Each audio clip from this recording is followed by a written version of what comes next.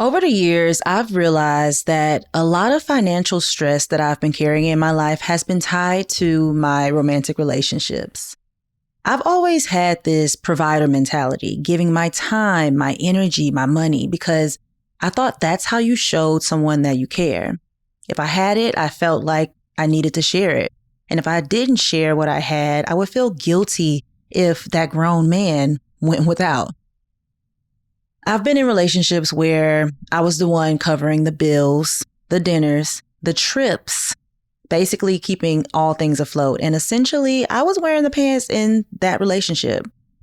That mindset didn't just disappear once those relationships ended. It's something that I've had to unpack over time because even now in dating, the old habit can creep back in and create stress that I just don't need. And learning to recognize it and separate my worth from my wallet has been hard, but it has been key. Supporting someone financially doesn't make me a better partner, and not being a provider doesn't make me selfish. It actually makes me human. It helps me live in my feminine energy, and it keeps me sane.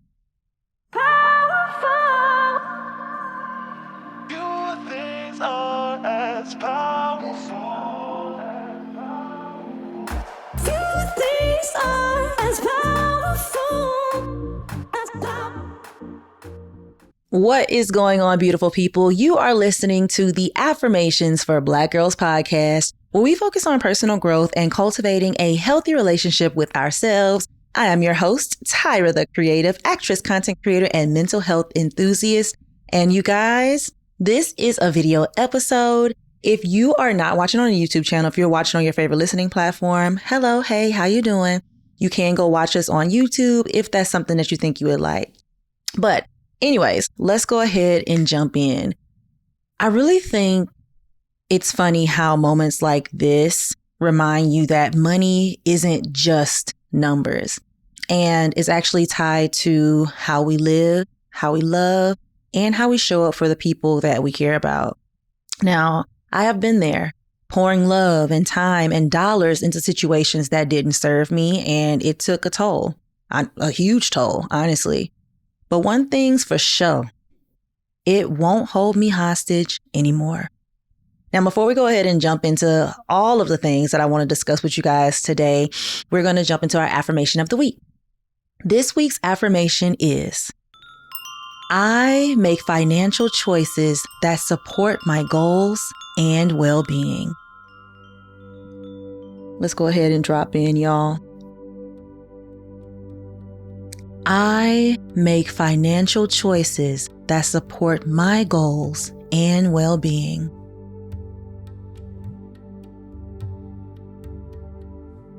I make financial choices that support my goals and well-being.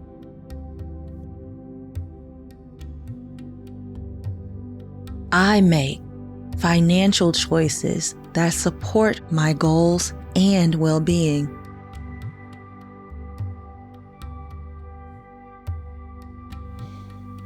I make financial choices that support my goals and well-being.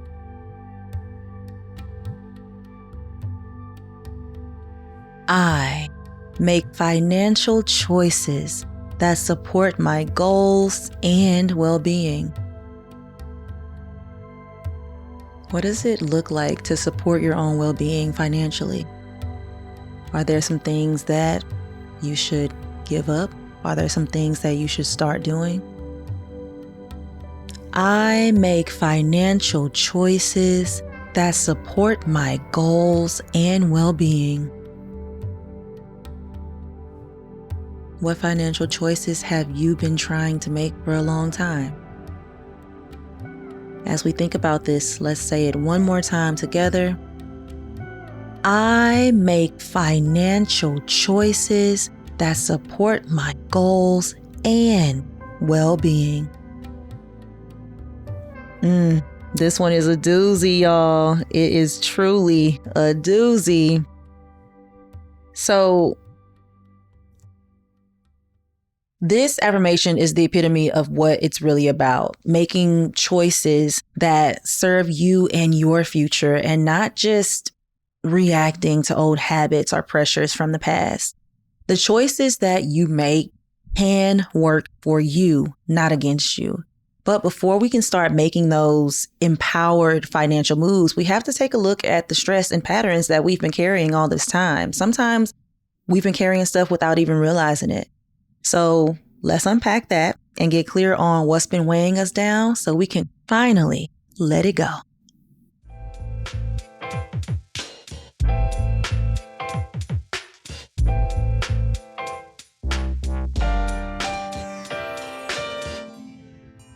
Before we can release financial baggage, we've got to admit that it's actually there.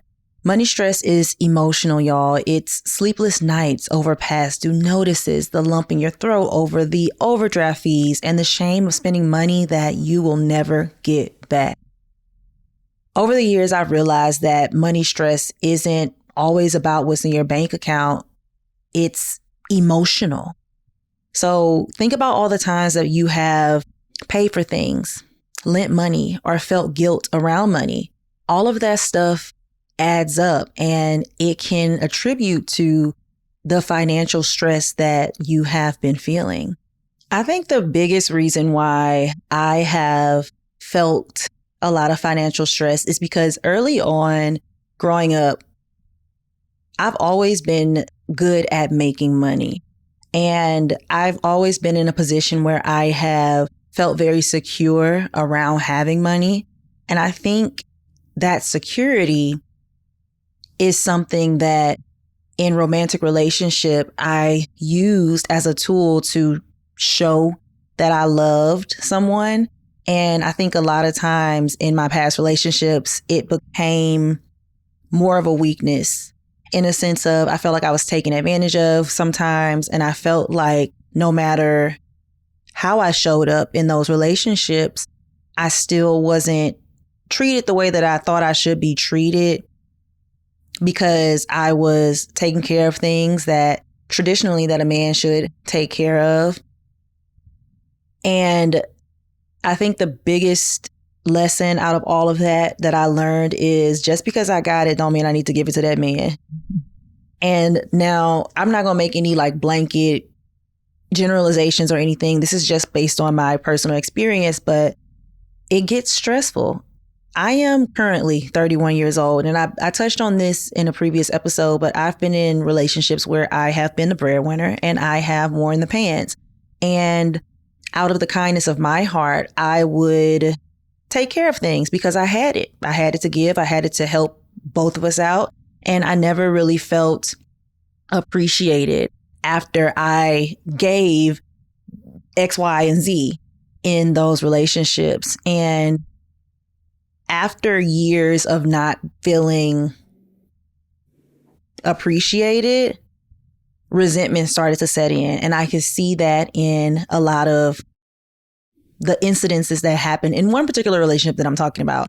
But I have a few relationships that I definitely want to dive into today. But I think it's very important that we bring light to whatever that stress is that we have been carrying, because money stress can linger even after the situation is gone. I will even say, like, because I was talking to a friend, this was probably like a few months ago now, but the relationship that I was referring to has been over with like 5 years. I was like, that man owes me so much money. And it pisses me off to even think about it. And while I'm halfway joking, I'm also halfway serious. And that just means that I shouldn't have been given what I was given, because if I'm going to feel the way that I feel, I shouldn't have been giving it in the first place. But on the flip side of that, I was giving it from a place of, oh, we're in this together. And eventually he's going to pull his weight. I'm just tell you right now, that weight had never been pulled on his side. Okay. But we'll dive into that a little bit later. But I just want you guys to ask yourself if you've ever been in a situation where, especially if you're a woman and you've been the breadwinner, what weight am I carrying that should not be mine, that I should not be carrying anymore? What is that? Are you taking care of people that you shouldn't be taking care of? Are you making space in your wallet and in your finances for people that don't deserve to have that space being made for them? Are you making space for people in your finances to your own detriment? Because you shouldn't be doing that either. We need to make sure that we are making financial choices that reflect our goals and our well-being as well.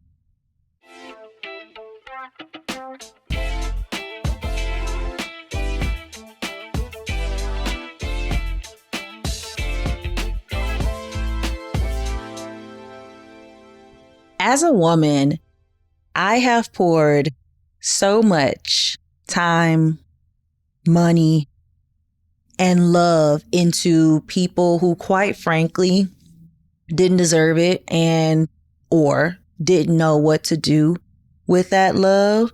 And I didn't even realize how much it was weighing on me financially until I took a step back. I remember I was talking to my friend Bria. This was a while ago now. And I have these spurts of time where I'm just like, you know what? This is better. So I was saying this to her. This was a while ago. I was like, I have never had so much money in my pocket. And I think it's because I'm single. And when I said that, I was like, that is crazy. I really be spending money on these men. I really be spending money on these men. And it's never from a place of, I need to impress them. It's always because the men that I have attracted, my track record of men, they've always needed a helping hand. They have always made less money than me. They have always had times where they were in a position to ask me for money. And since I've been single now for 3 years? 3 years almost. It's just been so freeing. And I've just been able to see, since I've had to take a step back because I'm not in a relationship and I'm still doing good for myself. I'm like, oh, wow. All of this money that I'm now spending on getting my hair done or new equipment or trips used to go to me taking care of a grown man, different grown men. And I do believe that my heart was always in the right place. But since I grew up and my mama and daddy really instilled in me that money comes, money goes, you can make more money, I never really viewed it as, I shouldn't be giving as much as I am to this man. So I'm going to paint the picture for y'all. Let me take a swig of my Celsius first. So as always, I'll be telling y'all about the guy that I moved to LA with. We're going to call him the moocher today. I've told y'all this before, but when I was in a relationship with this moocher guy, we moved to LA together. But before that, I'm going to start at the beginning of the story. Because I know that there are other women out here who have done this and who have been in these types of situations. So from the beginning, I met this guy. I was at Howard University for something. I was seeing one of my neos down there. As you guys know, I am Greek. I'm a Delta. But anyways, I was seeing one of my neos out there and I met this guy through some mutual friends. He asked me for my number. Long story short, we started dating. Shortly after that, I mentioned that I was moving to Los Angeles and he was like, I'll move to Los Angeles too. And I was like, okay. So I graduated from culinary school. This is in 2017, graduated from culinary school. And I'm like, well, okay, about to move to LA, but I'm going to go home first. And I probably said, you can come with me, right? Don't know why I said that. Long story short, this boy moves into my grandparents' house. We're only there for 3 months and I knew it was going to be a short stint of time. We're there for 3 months. My grandparents are feeding him. They are washing his clothes. Mind you, this is a grown man that is 4 years older than me, by the way. They're washing his clothes. They're feeding him. And outside of our relationship, I come to find out that he's still talking to his exes and all this type of stuff like that. But I feel like I'm so deep in it and I have a plan to move to LA. We're supposed to be moving together because LA in my head at that time, which is still true, LA is super expensive. I don't want to move out there by myself. So I felt like I was between a rock and a hard place, but I did find out that he was still talking to one of his exes, all of this stuff, right? And I remember we went to dinner one night before we were supposed to leave and he was like, I don't have no money. And I was like, I know you don't have no money, but when we get to LA, we can make more money. So I still allowed him to come to LA with me. We moved to LA, stayed in an Airbnb for a month. Guess who paid for the Airbnb? $1,200 out of my pocket. I want to say he bought his own plane ticket, but I'm not even sure about that, if I'm being completely honest. After that, I'll go and find me an apartment. His name can't go on the lease because his credit score is so bad. He moves into my apartment. This man does not pay his half of the rent for 6 months. I have to come up with the entire, $1,750, something like that, 15, something like that. $1,750, I think, was our rent back then. I had to pay that by myself. But the thing that made me so mad about it was the fact that at the time I was doing brand ambassador work, which was, gig-based work. And just about every job I got him on as well. I was like our secretary. I was getting us all the work. So I knew that this man was making money, but I didn't know where that money was going. Until years later, I found out that he was still sending money to one of his ex-girlfriends that was still living on the East Coast. Didn't know this at the time. So we were always fighting. We were always arguing. But I see why we were arguing, because I was having to take care of a grown man who was 4 years older than me, by the way. And it just became a situation that I just hated to be in. And I don't know why I stayed in for so long, but every step of the way, that man was mooching off of me. And I couldn't understand why I would put my neck out for someone. I would put my resources out for someone, and they don't appreciate it with the utmost enthusiasm. And that just taught me that money and relationships are intertwined in ways that we don't always see until we reflect. Before that relationship, I would have never thought that financial stress was a thing. I would have never thought that people had different outlooks on money or different relationships to money. I would have never thought that we would be fighting because you not paying your half of the rent. In my head, that's just common sense that you're paying your half of the rent. Now, there was this other guy that I was talking to after this guy. I met him out here in California. We're going to call him the judge. I honestly loved being in this relationship with him because these things that he was doing was subtle. But when I would say things like, oh, I really want to work with an interior designer because I don't know what to do with my apartment. I had just moved into this apartment that I'm in right now, y'all. And I was like, I had been in here for a year, and I was doing stuff around the apartment myself. And I was like, I'm starting to make more money, with my content, all of that stuff. I want to be able to treat myself. So I was like, I want to treat myself in a way that helps build a space that I love to live in. So I was telling him this stuff. And I was like, I want to get an interior designer to help me with my bedroom because I don't know what to do in there. And he was like, why would you do that? And I was like, what do you mean? Why would I do that? He was like, why would you spend your money on that? You can just do it yourself.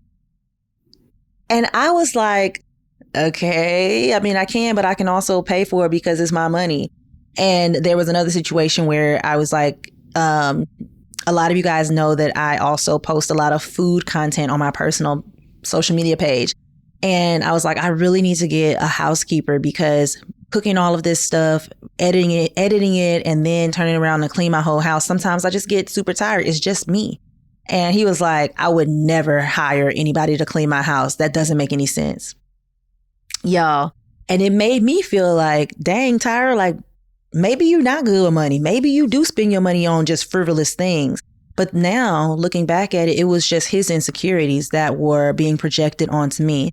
Because this guy, I think I said this in the last episode that I was talking about money stress and stuff, but he used to live in an apartment, and I didn't find out until I was about to go over to his house one time that he had to downsize into a smaller apartment that was very small, by the way. It was just a room with a tiny, tiny bathroom, like a bachelor studio type of thing.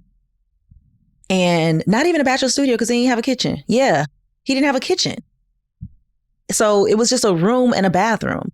But before that, he lived in an actual studio apartment, and he had to downsize. And I was like, why didn't you tell me? And he was like, why? So what I got from that was that, one, he didn't have the funds to stay in a bigger apartment, obviously. but two, that he felt some type of way about sharing that with me. And I don't ever want to be in relationships like that. But I want to say, when I was reflecting on all of this and how like stressful those situations would be, because in that relationship with the judge, I started to doubt myself and my relationship with money. And it started to make me feel bad about myself. And that is also stressful. But I want to say that this honestly probably stems from a relationship that I had in college. I was with this guy and absolutely loved being with him as well. Didn't love being with the first guy that I'm telling you about, but these other two guys, I actually did enjoy being in a relationship with them. Now with the college guy, we are kids. We're in college. We don't have, any real responsibilities yet.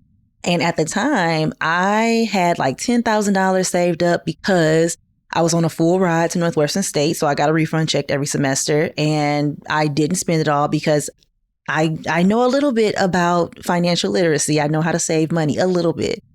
And I also have food stamps because I'm a college student. You could get it back then.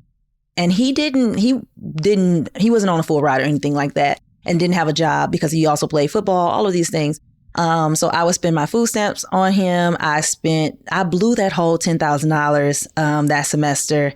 Not just on him, but, a lot of it did go to like us doing stuff together and me footing the bill, those types of things. And I didn't mind it. And it wasn't a weird thing between the two of us. But I think that's where this provider mentality and, I can just handle it mentality came from. I think that's where it all started for me. And it just went downhill from there because you shouldn't spend your money on everybody because it could just cause you way more stress in the long run. I really think a lot of us are taught that giving our money and our resources or time is the actual tangible proof of us caring about someone. And for me, especially, I feel like if we don't provide, we aren't good partners, especially if we have it. And if we don't provide, we aren't good partners, even if it is to an unhealthy extent. Like if I got it, I need to share it. That's really the mindset that I had for a very long time. But the takeaway here is giving your money doesn't automatically equate to love. It becomes a problem when it costs you your peace, when it costs you your boundaries or your sense of self-worth. And true care and love in a relationship should feel balanced. Both people need to be pouring into the pot, okay? Not like a financial burden on one person. And that I felt so burdened in that first relationship that I told you guys about with the moocher. It was like a dark cloud was over me all the time because I had to take care of this grown man because one, he was living in my apartment, and two, I wanted to hold on to some familiarity because we had just moved out to Los Angeles together. But recognizing that has been one of the most eye-opening lessons for me in my entire financial journey. And one thing I'm going to say is I will never find myself in another situation like I was back in 2018. Never.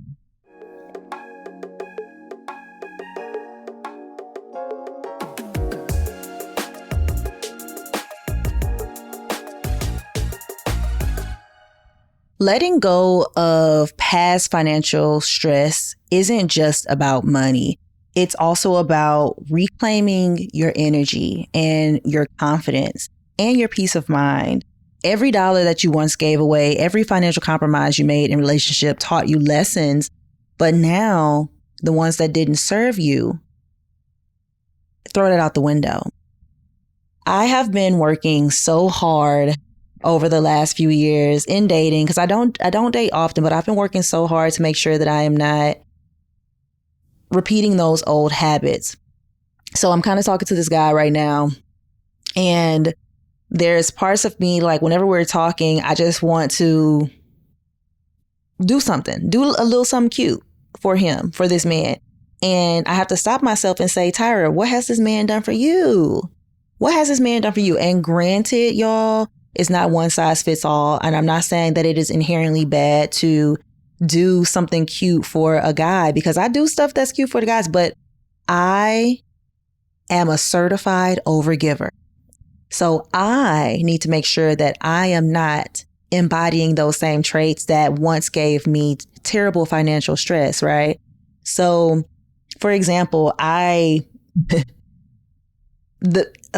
Even just saying it out loud, I'm just like, oh my gosh, how am I doing this stuff? So say, for example, a guy that I'm talking to was like, oh, I'm so hungry. We can go get some food right now. And based off the strength of me saying, you know what, I suggested we do this, I'll pay for it. I won't even give that man time to pull out his wallet. I have found myself in situations like that. And I think that is me being a little too in the masculine and my masculine energy, right?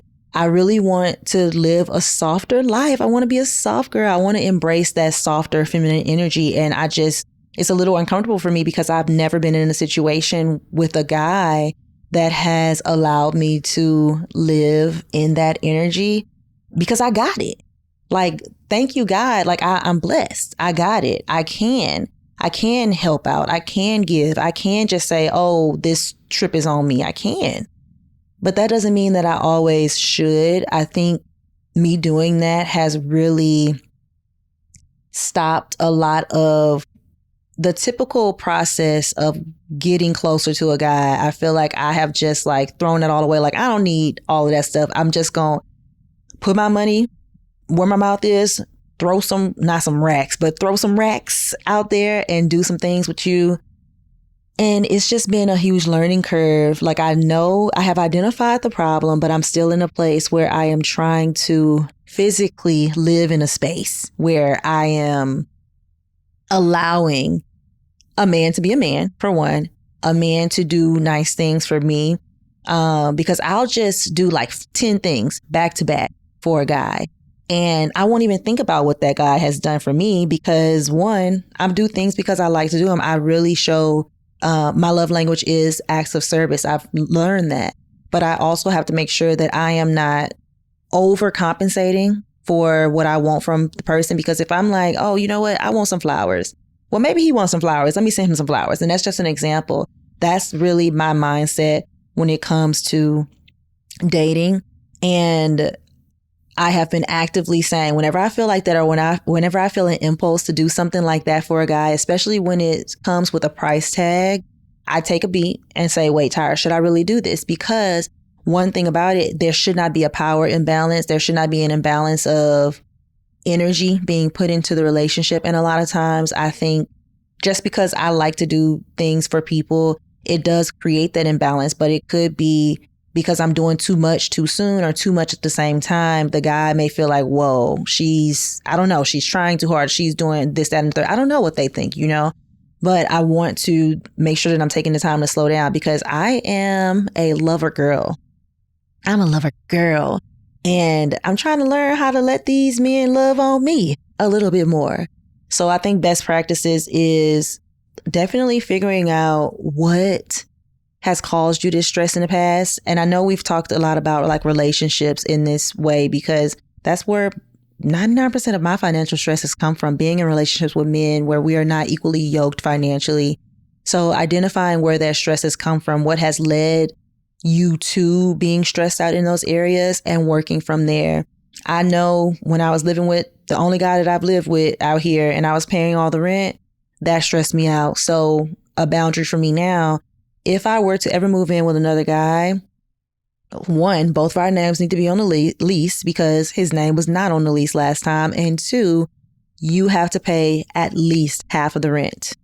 And I just really pray that God has something in store for me pretty soon where that's not even up for debate. Like, I really want a provider. And I think that's why I have embodied a provider mentality, because that's what I want in my life. And I'm like, well, I ain't got it. So obviously I'm going to be it. So I'm just working on that. Some other things that have done that to me as well. In my last relationship that I was in, there was a lot of situations where I gave him jobs because he was also a creative. So he was on my payroll because I knew that he needed money. And that stemmed from the previous relationship. Like I said, we were doing brand ambassador work when I first moved out to LA with that guy. And I was getting him all the jobs. It's just something that I'm good at and that's easy. But there is something to say about restraint And there is something to say about giving a man space to be a man. And if you are put in a position where that man is not allowing you to live in your feminine energy and live in a space where you are not having to act like their mother, act like their caregiver, act like the breadwinner in the relationship to your detriment, then you need to back off. And that's something that I tell myself now too, not because I can't, but because I know that this is not the dynamic that will last long term. And the last thing that I'm going to say about the moocher, towards the end of our relationship, we had moved out from with each other. I was like, we can't live together because I'm paying all the rent anyway. You need to go figure out how to live on your own. Again, this man was 4 years older than me, y'all. And at the time I was I had just moved out here. That was 7 years ago. What is that? I was 24. So he was like 28. He was almost 30. And I was taking care of this grown man. Towards the end of our relationship, he looked at me. He had came over to my apartment because I lived alone at the time. And he said that I was too masculine. And I probably cried about that for a week. And he was saying, I don't give him space to be a man. Y'all, I wanted to punch a brick wall because how am I not giving you space to be a man? You are not providing me with the space to live in my feminine energy. You are not stepping up to be a man. You are not paying the bills. You are not taking me out. You're not doing anything for me. Like all of these very traditional things, since you want to talk about I'm in my masculine energy too much. Let's talk about the traditional things. You don't pay nothing around here. You don't pay for me to get my hair done, nails done, feet done, nothing. You constantly ask me for money. How do you want me to be feminine? What do you mean by this? I'm not giving you space. Because if I gave you space to be the man in this relationship, we would be living in a ditch. And I'm not about to do that with you. And I think that was definitely one of the straws that broke the camel's back in their relationship, because I am not about to play with you. I'm not about to constantly feel stressed out and take on more jobs because I'm taking care of a grown man. I just can't continue to do that. And it has been very frustrating for me as someone who grew up in a household where my mom and daddy taught me financial security as far as my attachment to money, and learning that a lot of men, and I'm not making a generalization of anything, but a lot of men that I've talked to, been in a relationship with, have an unhealthy attachment to money. And I just really hope in the future that there's a man that comes around that is very secure in his relationship with money. He is financially literate and he knows how to take care of himself. Like, the bar is in hell for me, y'all, if I'm being completely honest. But I say all that to say, pinpoint where your financial stress is coming from and then work your way backwards to see how you can make sure that you're not setting yourself up for failure again in the future.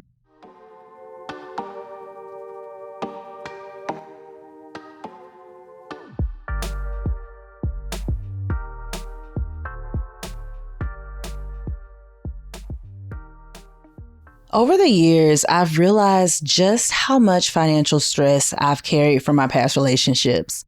I was the provider more times than I can count, and I thought that giving meant showing I cared.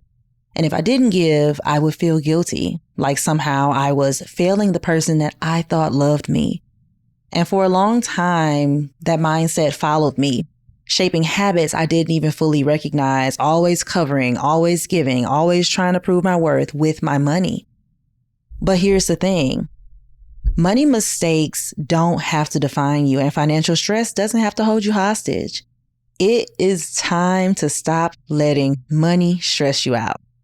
Look back on every dollar, every choice, every chapter, and say, that's closed, that's over with, that's above me now. And then you're free to move forward with peace, confidence, and intentional choices. Letting go of that old stress isn't just about closing the chapter on those past mistakes. It's also about making room for what actually matters to you right now. When I think about money now, I think about choice, clarity, calmness. I think about spending and saving in ways that support my goals and my well-being, not to prove something to anybody else. Letting go of the guilt and patterns that no longer serve me creates space for confidence, peace, and security in my life. Moving on encourages peace to find you, your pockets, and put some power back into your decisions. It's not about being perfect. It's about being honest, intentional, and finally stepping into a healthier relationship with money and a healthier relationship romantically.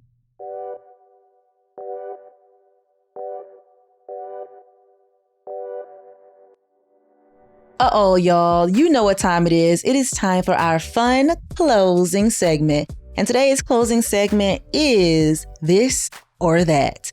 Now, this one is very nichely related to what we talked about today. So the this or that of this is lesson learned or money returned. Okay. So the question is, would you rather erase one of your biggest financial hiccups completely or keep the mistake, but also keep the lesson it taught you? I got a few of these. I don't know what my biggest one is, but the one that I'm going to, the one that I'm going to say for this is, so when I was with that guy, the moocher that I was telling you about earlier on,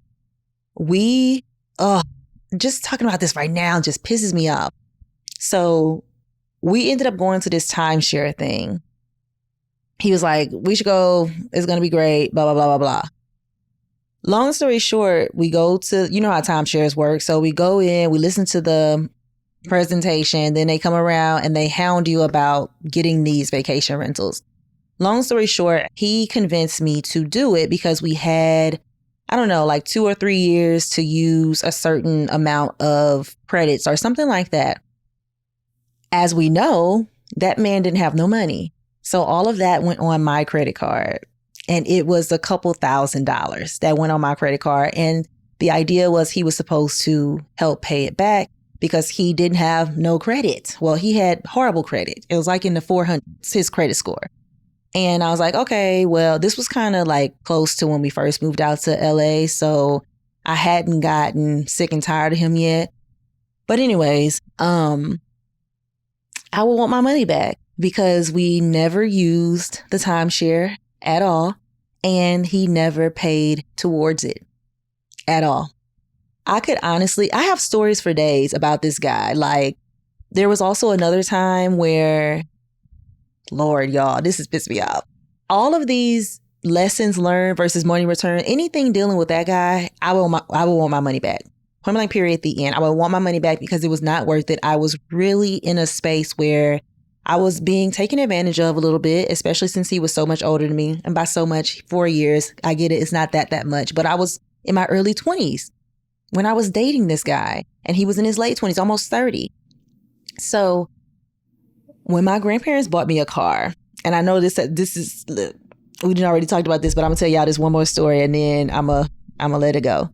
So when my grandparents were talking about buying me a car, they ended up buying my car, y'all. I don't think I've ever said that, but the car that I have now, they bought for me in 2018. It's a 2019 Hyundai Elantra. So I got it in 2018. And the reason I wanted to get a car was because it's obviously hard to get around LA. And it just makes sense because everything is spread out. The public transit here is just not great. And I brought this up to the guy. I was like, hey, my grandparents are buying me a car. We'll have a car to get around. I mean, we live together. There's no way that he wouldn't be in the car with me. You know, we live together. And he was like, he started referring to it as our car. Baby, you ain't pay nothing on this car. Not a thing. Do not play with me. So one day I was just like, and this was before I actually went home to get my car, right? They were having all these hypothetical conversations and he was saying our car, this type of thing. And I was like, you don't have to pay the car note. Because one, my grandparents gave me like half on the car. I was like, I'm not even going to be paying this car note out of my pocket for at least 2 years. You don't have to do that, but you need to pay the insurance if you want to drive my car. If you want to drive it, you need to pay the insurance because you need to also be on the insurance. I'm not doing this thing because I got in trouble with my mama because he was driving a car when we were still living in Louisiana. Got in trouble about letting him drive because I didn't understand how insurance worked. I didn't understand that it's not covered if somebody who is not on the insurance is driving the car. So obviously we had that conversation. And when I tell you he got so mad that I asked him to pay the insurance on the car that he was trying to drive, I said, you know what, we can't do this. And I knew as soon as we started having conversations like that, and there was times where I would ask him where his half of the rent was and he would just start crying. Like, it was just so much stupid stuff, to be honest. I'm sorry. It was stupid. It was so much stuff like that going on in that relationship that I was like, this is not my husband. I know this man is not my husband. He is a moocher. He don't know how to take care of himself. He is literally using me. And I was like, as soon as this lease is up, we going our separate ways. Granted, I kept talking to him and I shouldn't have, but I was like, I'm not about to live with you because it's just like I'm living alone because I'm paying for all this stuff myself. And if I can't provide for myself to this extent, I don't need you here adding all of that unnecessary stress.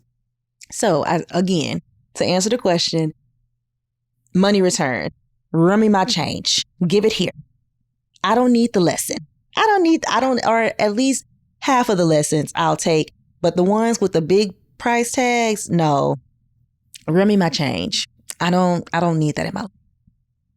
Anyways, y'all, I hope you enjoyed this episode. And once again, this is a video episode. So if you were listening on your favorite podcast listening platform, you can go and check us out on YouTube.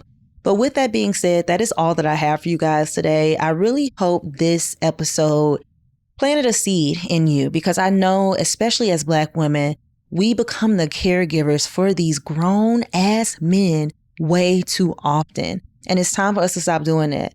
There is a world, there is a scenario where there is a man who will take care of us, who will give 100%, and you also give 100%. We don't have to be in these unequally yoked and unequally balanced and these unbalanced relationships with these men. And I have been in one too many. And I'm sick and tired of being sick and tired. And I hope you are too. And I hope this pushes the right person in the right direction. You were meant to hear this episode. I'm telling you that right now. Stop taking care of that grown man because that financial stress is not worth it. That hit on your credit score is not worth it. Lowering your credit score is not worth it. Taking out that extra loan because he needs is not worth it. No, don't do it. And I'm going to leave it at that. Stop letting this money stress you out and stop letting these men make this money stress you out. Okay? With that being said, you guys, that is all that I have for you today. If you're not already subscribed to our YouTube channel, go ahead and hit that big red subscribe button down below. And if you have not already, make sure that you leave a review and rate the podcast on your favorite listening platform. Again, we're trying to be Apple Top 100 2 years in a row, okay? Thank you guys so much for listening, and I will see you guys again next week. This is Affirmations for Black Girls.